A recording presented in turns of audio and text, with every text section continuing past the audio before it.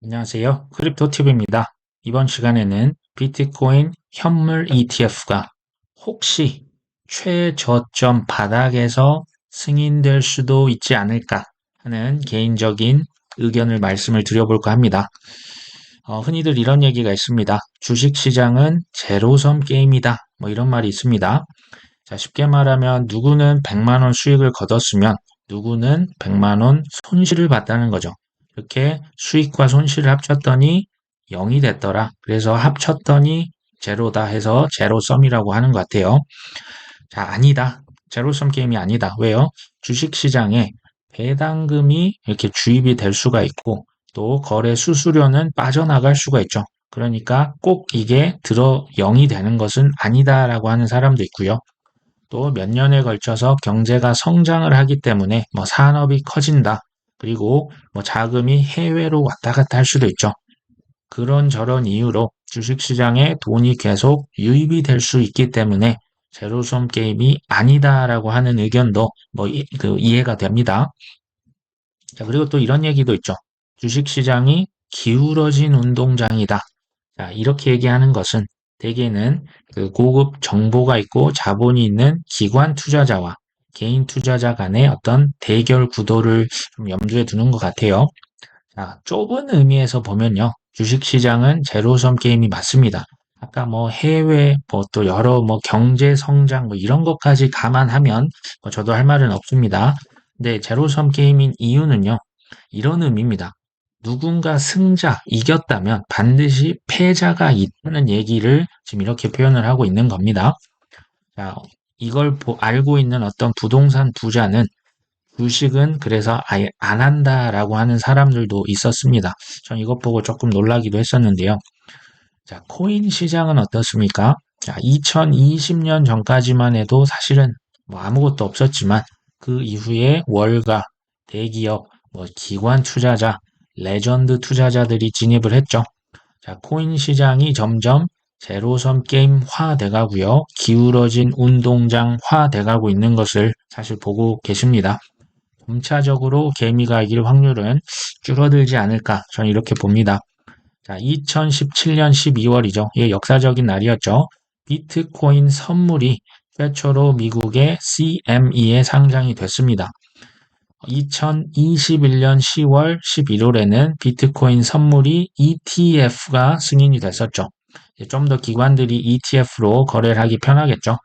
자, 2017년 12월 비트코인 선물이 상장이 됐을 때 비트코인 기억하십니까? 이때 2만 달러 뭐 거의 이제 찍었었죠. 선물이라고 하는 것은요, 이제 영어로 futures인데요.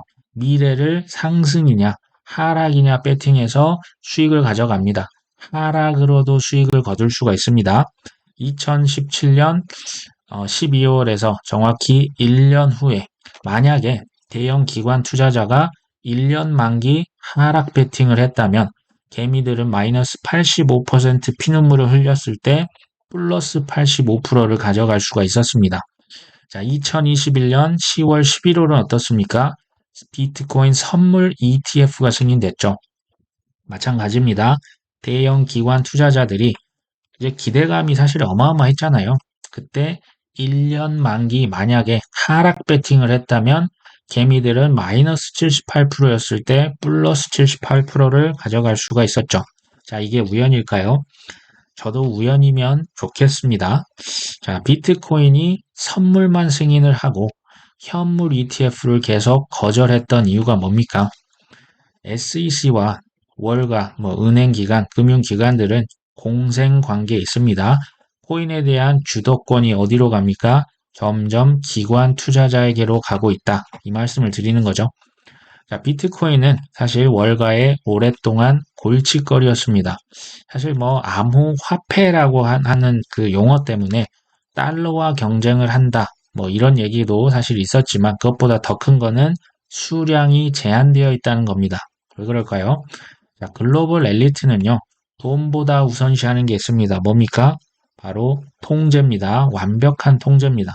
자, 비트코인 수량이 2100만 개로 제한이 되어 있죠.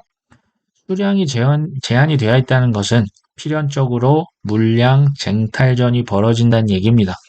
자, 대형 기관들, 그리고 일반 투자자 간의 물량 쟁탈전 누가 유리할까요? 자, 비트코인 현물 ETF 이게 만약에요 승인이 되면 누구나 이게 문제가 발생해요. 보다 누구나 손쉽게 비트코인 현물을 구매할 수 있는 거죠. 이게 왜 문제가 되냐고요? 그러니까 누구나 사면 개미들이 막 가져갈 수가 있죠. 대형 기관들이 준비가 되기 전까지는 승인을 할 수가 없는 겁니다. 자, 여기에서 필수적인 결론이 나오는데요. 자, 월가를 위시한 금융기관들에서 반드시입니다. 저가에 대량 매집을 해야 합니다. 두 번째, 황금 낳는 거위를 최대한 많이 확보를 해야 합니다. 이 황금은 비트코인이고요. 거위는 채굴 기업, 혹은 인프라 기업들을 말하는 거겠죠. 왜 그럴까요? 반드시 저가의 대량 매집을 해야만 시장을 통째로 가져갈 수가 있고요. 계속 장사를 해 먹을 수가 있습니다. 그리고 거위를 가지고 있기 때문에 가격을 완벽하게 들었다 놨다 할 수가 있습니다. 이해되시죠? 자, 블랙락에서 비트코인 채굴 기업의 지금 마라톤 디지털만 말하는 겁니다. 여기에 5천억, 6천억을 쏟아 부었고요. 지금 탑5 채굴 기업 중에 4곳에서 그냥 주주가 아닙니다. 대주주로 있습니다. 그냥 완전히 다 씹어 삼켰다라고 보시면 되고요. 블랙락만 했냐? 아닙니다. 피델리티, 뱅가드, 찰스 슈업, 암호화폐, 그러니까 비트코인 채굴 기업 주식이 20년도 그 전부터 계속 사 모았었고요. 자, 뱅가드가 채굴 기업 주식을 막 사다 보니 어쩌다 보니 7,200억이 넘었네. 지금 이런 기사입니다. 올해 이제 7월 기사인데요. 라이엇 주식이 급등하기도 했다고 합니다. 월가에서 비트코인, 이더리움 이런 대량 매집이 또 인프라에 대한 장악이 저는 끝났다고 봅니다. 자, 그렇기 때문에 현물 ETF를 신청을 하는 거고요. JP 모건이 이더리움의 주요 인프라, 메타마스크라는 지갑과 인퓨라라고 하는 개발사 좀 다 가져갔죠. 피델리티 찰스 슈왑에서 시타델에서 EDXM 코인 거래소를 아예 오픈했죠. 채굴주 마이크로 스트래티지라고 하는 것을 통해서 비트코인 물량을 어마어마하게 사실 간접 보유를 하고 있습니다. 이제 블랙럭에서는 VVIP 고객님에게 신규 자산을 판매해야 합니다. 근데 그 고객님들이 어떤 분들입니까? 전 세계적인 국가의 펀드입니다. 연금 펀드, 우리로 치면 국민연금, 사학연금, 군인연금 어마어마하겠죠. 자, 공공기관들, 대기업들, 심지어 전 세계의 중앙은행들이 고객입니다. 자, 이분들께 첫 번째 비트코인을 지금 매수 기회를 드려야 되는데, 자, 최고점에 물리게 할까요? 아니면 최저점에 매집할 수 있는 기회를 충분히 제공하고 싶을까요? 참고로 비트코인 현물 ETF는 무조건 가격이 올라야만 돈을 법니다. 아까 선물과는 다르죠. 현물은 그냥 무조건 올라야 돈을 버는 상품이죠. 자, 하다못해 도박판에서도 첫 고객님께는 돈을 잃어주는 게 관례죠. 왜요? 그래야 여기에 중독이 됩니다. 그래야 충성 고객, 평생 고객이 되죠. 블랙럭의 고객님들의 투자 규모는요. 수조 원에서 수십조 원에 달합니다. 보통 친구들이 아닙니다. 평생 충성 고객 만들려면 저 같으면 저가 매집할 수 있는 기회 충분히 줄 것 같습니다. 자, 여기서부터 이제 제 개인적인 추측이 들어갑니다. 자, 투자 결정 이것 보고 한다. 엄격히 금지합니다. 자, 비트코인 현물 ETF가 승인이 된다고 해도 가격이 기대만큼 안 오를 수도 있다. 왜 그럴까요? 기대감에 오르는 건 맞습니다. 이거 엄청난 일인데요. 왜 제가 이렇게 보냐? 혹시 ETF가 승인한 다음에 경제 위기, 대공황이 터지면 어떻게 될까요? 비트코인이 과연 버틸 수가 있을까요? 자, 그런 일이 만약에 발생하면 월가의 이 VVIP 고객님들은 초저가에 매집할 시간이 조금 확보가 된다라고 볼 수가 있네요. 개미 투자자들이 또 한 번, 정말 오랫동안 기다렸잖아요. 그리고 그 기대감이 극에 달해 있을 때 또 한 번 이렇게 피눈물 이벤트가 발생할 수도 있지 않을까. 저는 이거 지금 순도 100%제 개인적인 추측이라고 다시 한 말씀을 드립니다. 자, 24년 베테랑 투자자 가레스 솔로웨이와 78만 유튜버 이 벤저민 코엔 이 두 친구들이 서구권에서는 가장 유명한 차티스트라고 보시면 됩니다. 공통적으로 하는 말이 뭐냐? 코인 바닥 아직 안 왔다라고 얘기를 하고 있는 겁니다. 자, 월가의 전문가들 올해 경기 침체 가능성이 여전하다. 근데 이제 올해가 아니라 내년 초일 수도 있다. 뭐 왔다 갔다 하긴 하지만요. 자, 월가의 거물들 이게 작년 9월 기사인데요. 내년 그러니까 올해입니다. 올해 경기 침체가 온다 안 온다? 자, 반드시 온다. 지금 헤지 펀드의 전설은 지금 드로큰 밀러고요. 이게 작년 월가의 연봉 킹입니다. 시타델의 켄 그리핀 회장입니다. 자, 그분들만이냐? 아니죠.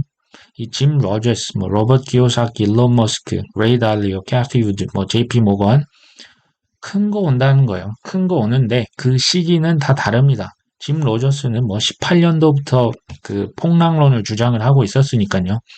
자, 경제 전문가들 미국 연준의 금리 인하 시점이 내년 1분기다. 자, 골드만삭스는 아니다. 내년 2분기에 금리 인하할 것이다.